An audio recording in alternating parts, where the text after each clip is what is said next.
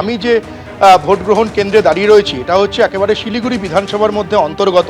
তুমি দেখো এখানে কিন্তু নিরাপত্তার যে ব্যবস্থা তুমি বললে, নিরাপত্তার ব্যবস্থাটা এখানে কেন্দ্রীয় বাহিনীর জওয়ানরা এই ভোট কেন্দ্রের বাইরে একেবারে তারা নিরাপত্তায় রয়েছেন। আমরা দেখতে পাচ্ছি এখনও পর্যন্ত ভেতরে কাজ চলছে।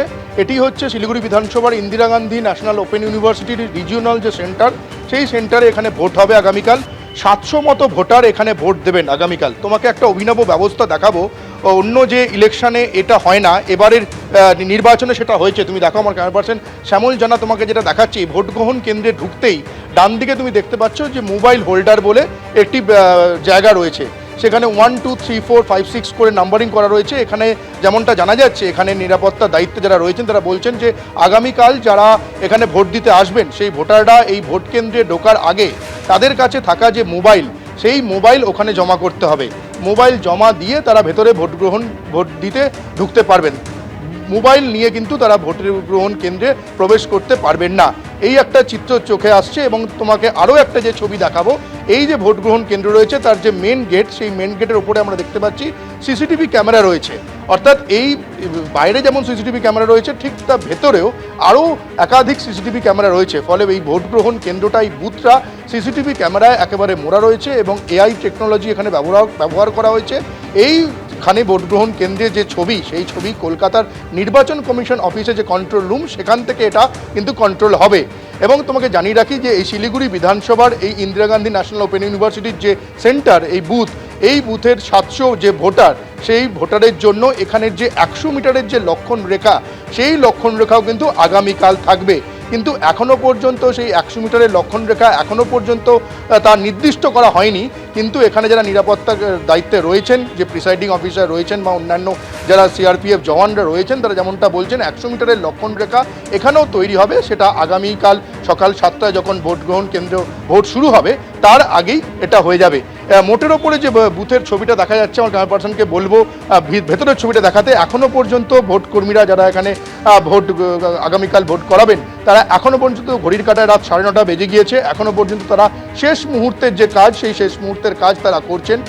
বিকেল সন্ধে 6টার পরে তারা ডিসিআরসি সেন্টার থেকে প্রয়োজনীয় যে ভোটের একদম সৌমিত্র, শেষ মুহূর্তের কাজ একেবারে প্রায় শেষ পর্যায়ে। বিভিন্ন ভোট কেন্দ্রের ছবি আপনাদের সামনে তুলে ধরছি।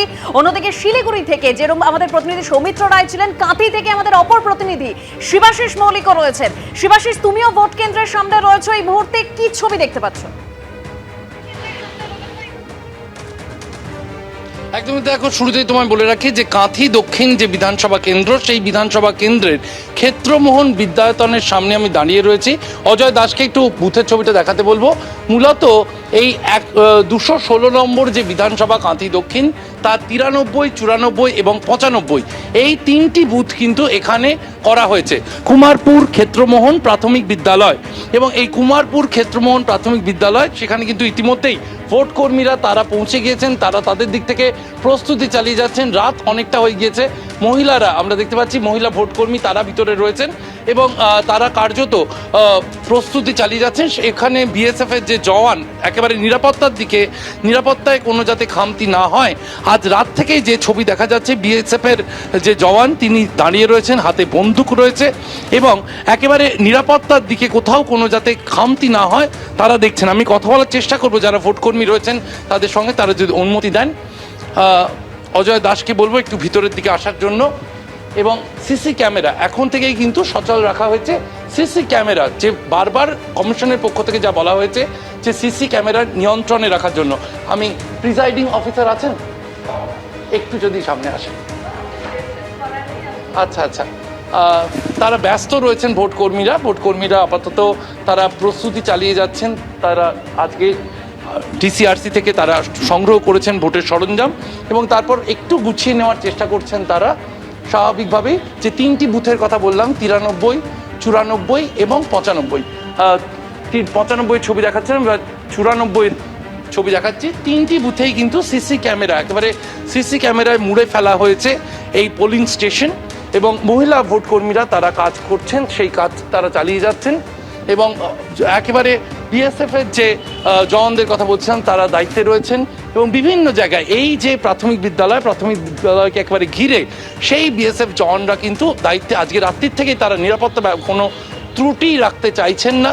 আগামীকাল সকাল 7টা নাগাদ ভোট শুরু হবে, তার আগে 5:30 নাগাদ ডাকা হয়েছে বিভিন্ন দলের পোলিং এজেন্টদের, এবং এখন থেকেই কিন্তু দেখা যাচ্ছে একেবারে ক্ষেত্রমোহন এই প্রাথমিক বিদ্যালয় 216 নম্বর বিধানসভা কাঁথি দক্ষিণ, সেই কাঁথি দক্ষিণের এই যে 3টি বুথ, এই 3টি বুথের ছবি যা ধরা পড়ল, ভোট কর্মীরা এখনও রাত পর্যন্ত কাজ চালিয়ে যাচ্ছেন যাতে কাল সঠিকভাবে হয়, সে কারণেই কিন্তু তারা এখন প্রস্তুতি চালিয়ে যাচ্ছেন। এবিপি আনন্দ, এগিয়ে থাকে, এগিয়ে রাখে।